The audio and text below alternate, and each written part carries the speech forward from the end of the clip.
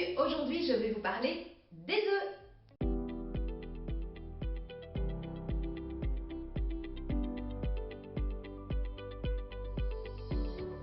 L'œuf est considéré comme l'aliment parfait par excellence. Pourquoi? Parce qu'il a un équilibre parfait.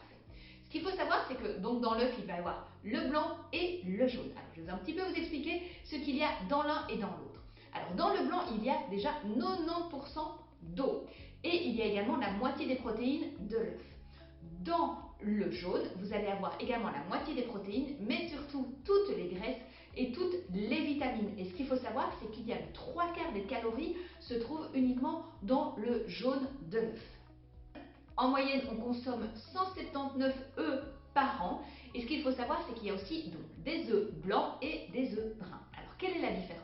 Ce qu'il faut savoir, c'est qu'il n'y a aucune différence, simplement, c'est la race de la poule qui va déterminer la couleur de l'œuf. Alors, petite astuce, parce que moi, je cherche absolument à avoir des œufs blancs, parce que je trouve que c'est joli.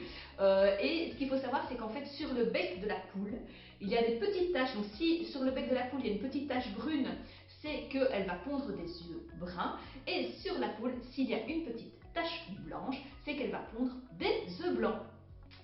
La fraîcheur est très importante au niveau des œufs. Donc ce qu'il faut savoir, c'est que plus on va attendre avant de consommer, plus il va y avoir une déshydratation à l'intérieur et en fait la membrane qui va entourer le jaune va devenir plus friable et du coup l'œuf va devenir vraiment beaucoup plus alcalin.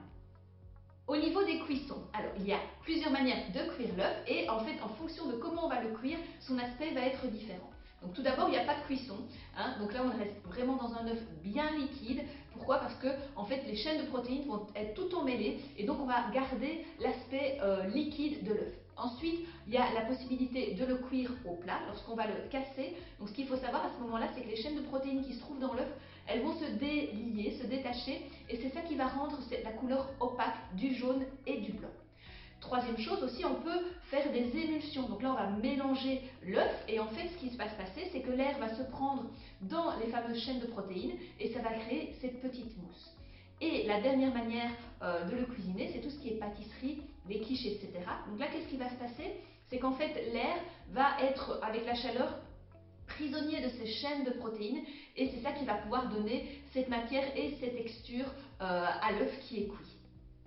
Voilà, j'espère que vous avez aujourd'hui appris des choses sur les œufs. Je vous donne rendez-vous à la prochaine vidéo et d'ici là, prenez soin de vous.